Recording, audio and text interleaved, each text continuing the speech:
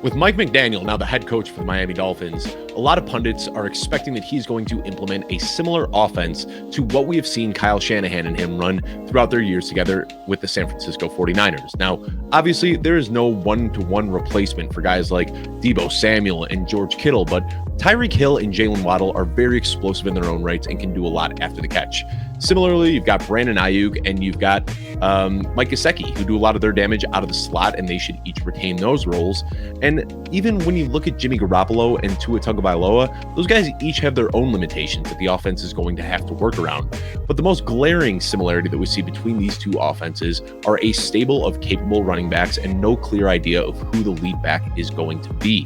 So looking at 2022, who should you be drafting? We've got Chase Edmonds, Myles Gaskin, and Raheem Mostert, and they all have pretty sound reasoning to be the guy, but let's go ahead and dive in a little bit. I'm Dave Kluge with Footballguys, and I'm here to help you try to find out who you should be drafting in this Miami Dolphins offense. If you haven't already, be sure to subscribe to the YouTube page. You can find that at youtube.com/footballguys. Not only do we have these short videos coming at you throughout the entire offseason, but you can also check out all of our full-length shows, including the Audible, the Mailbag Show, the Launchpad, and so much more. Now, first of all, let's address the big splashy signing from this offseason. Chase Edmonds was brought in on a 2-year deal worth $12.6 million. Certainly looks like starter money, right? Edmonds is a very exciting name, and he has shown some flashes in Arizona, but looking at his athletic profile, he is nearly a carbon copy of Myles Gaskin. Both are 25-year-old day 3 picks. Neither is particularly explosive. Both of them ran 40 times outside of the 4.5 or 4.5 range at their respective combines. Both are exactly 5'9" and exactly 205 pounds, and both are used primarily in the passing game. Gaskin had 110 targets over the last 2 seasons, and Edmonds had 120 over the last 2 seasons. Now, when you look at basic efficiency rates like yards per carry and yards per reception, Edmonds appears to be the better running back of the two. However, the Cardinals had a very strong O-line over the last few seasons, while Miami's was consistently ranked as one of the worst. As a matter of fact, Sam Munson rated them as the worst offensive line in 2021. So when you start digging a little bit deeper and you look at some of the advanced efficiency metrics, it's clear that Edmonds benefited from his O-line.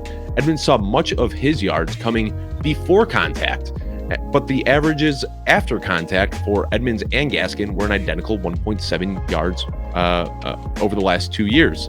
Now, both also excelled at a breakaway run rate, which is a run of over 15 yards. They both finished inside the top 20 among all NFL running backs in 2021, but because of their roles in the passing game and going up against softer defenses, that can be a little bit skewed. Neither of these guys are particularly explosive.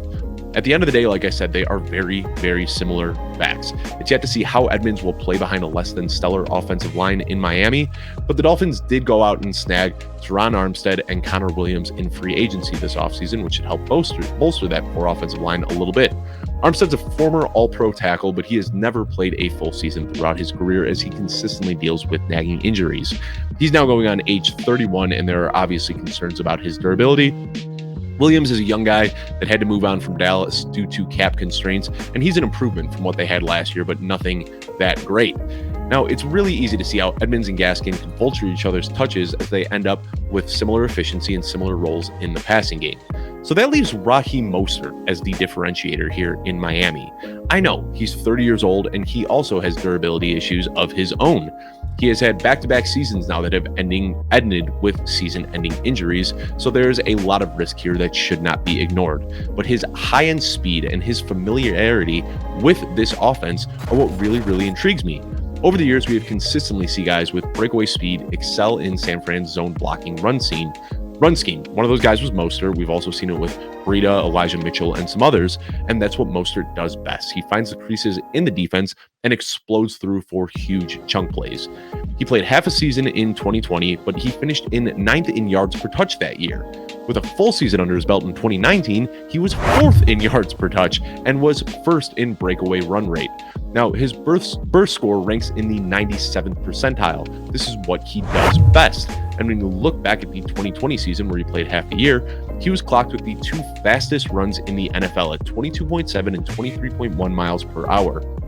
Now, ESPN Next Gen Stats started charting these mile-per-hour in-game speeds back in 2016, and there was only one recorded instance of somebody hitting a higher speed than a 28-year-old Raheem Mostert did in 2020, and you would have to go all the way back to the first year that they recorded this in 2016 with a 22-year-old Tyreek Hill. That's right, the guy who calls himself Cheetah is the only guy that was clocked faster than Raheem Mostert was.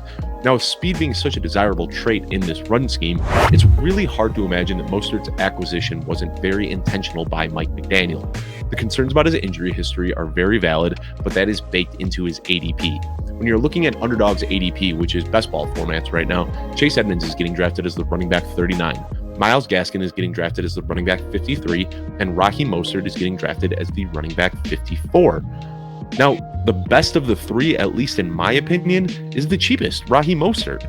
And when playing in best ball, you want to swing for upside, and that's where Mostert is. He has the upside out of this trio. Now, I anticipate Edmonds and Gaskin to play pretty similar roles in passing downs, while Raheem Mostert gets all of the early down work and excels at breaking off those huge chunk plays that we love so much in fantasy football. We'll obviously have to see how he has progressed throughout the offseason, but I expect his ADP to slowly creep up once we get those injury concerns laid to rest, knowing that he is fully recovered. So right now, you can draft him as the cheapest of the three running backs. I expect his ADP to go up as the season goes on, and I am planting my flag as Raheem Mostert being the RB1 for the Miami Dolphins. He's one of my favorite targets in best ball right now, and I'm not even thinking about drafting Edmonds or Gaskin at their current ADP. Let me know what you think about this trio. It's certainly a tough one to figure out, and it's going to be a topic of discussion all offseason. So drop a comment down below. If you haven't already, be sure to subscribe to the YouTube page at youtube.com/footballguys, and I will see you next week.